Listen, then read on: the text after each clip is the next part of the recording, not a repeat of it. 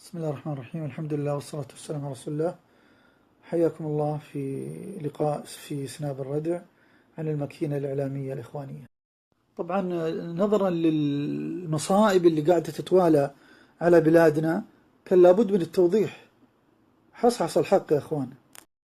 الماكينة الإعلامية الإخوانية أتكلم عنها أنا ليش؟ لأني كنت أحد أفراد التنظيم الإخواني في السعودية. طبعا في ناس كثير خرجوا من التنظيم لكنهم خايفين يتكلمون، وأنا الوحيد اللي تكلمت وابتغي ما عند الله سبحانه وتعالى. طبعا لو نتكلم عن الماكينة الإعلامية الإخوانية أنا معاها منذ البدايات، من الكاسيت، من بداية الكاسيت. الكاسيت هي البداية الثورة يعني القوية، لكن اسمحوا لي أقول لكم إنه بدينا من المنابر وبدأنا من المحاضرات.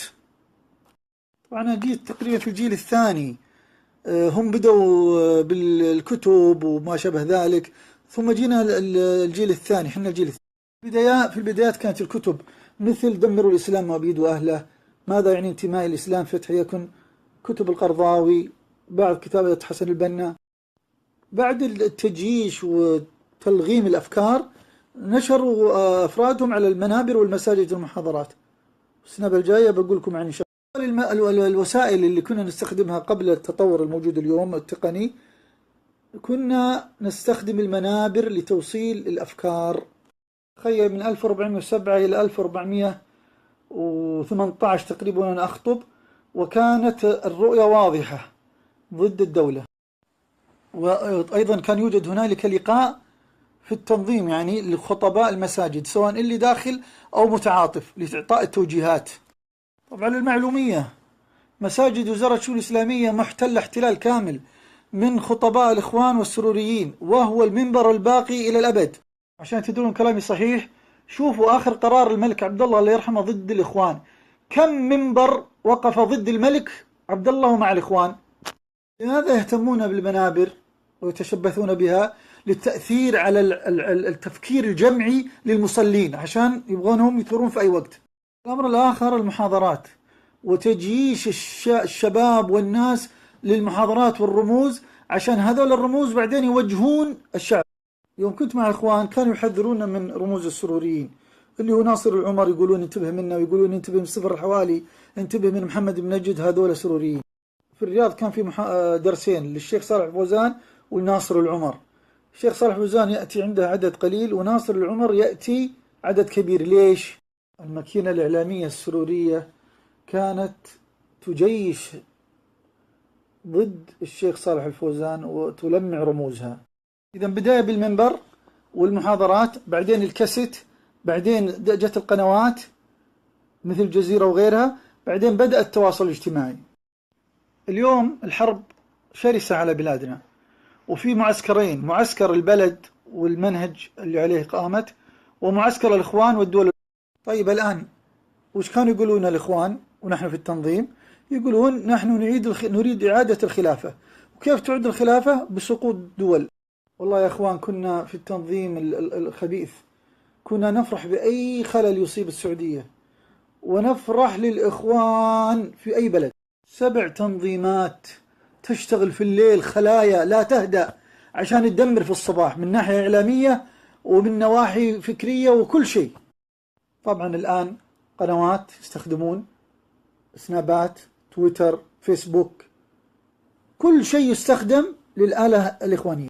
طبعا اليوم الإخوان ومن تابعهم صاروا شيء آخر، لأن صارت معهم دول مثل تركيا وقطر كاش.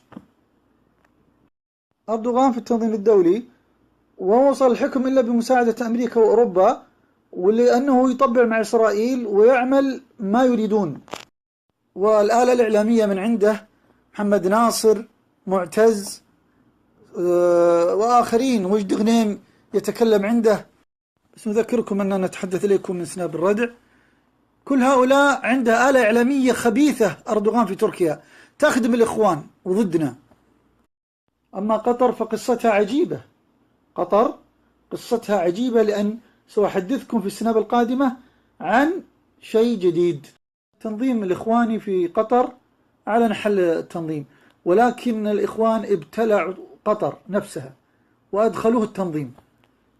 خلاص قطر انتهى الموضوع، لن تترك التنظيم لأنه يعطيها قوة في 82 دولة وهي ضعيفة في مقابل السعودية ومصر وما شابه ذلك، لن تتركهم.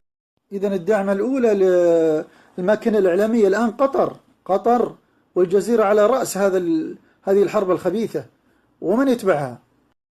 ثم فيه مواقع إلكترونية طبعا، وهنالك مشاهير قلوبهم مع قطر وتركيا والإخوان وأنتم تعرفونهم.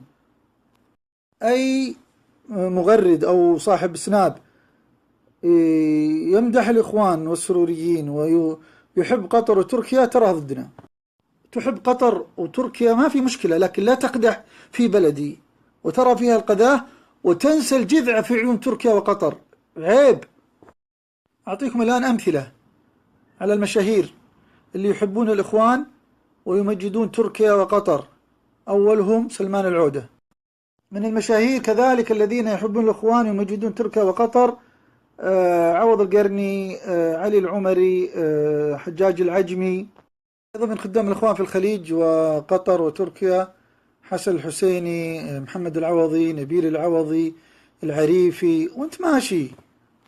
وأظنكم تعرفون أحمد بن راشد بن سعيد، هذا الخادم الحاجب للإخوان وتركيا، ثرثار غريب. من القنوات العجيبة الخادمة للإخوان السروريين ورموزهم المجد هذه خادمة بقوة. وعليك أن تنظر إلى ضيوف في قناة المجد، انظر إلى برنامج ساعة حوار للسنيدي، وانظر إلى الضيوف والأفكار التي تطرح، خطير جدا. من القنوات العجيبة التي هي تظهر أنها ضد الشيعة وإيران وهي خادمة للإخوان ومروجة لها، قناة وصال. مرة عملت لقاء عن الإخوان وكشفهم، المعد يقول لي إن الإدارة في الكويت ثائرتها، وقالت الإخوان يدعموننا.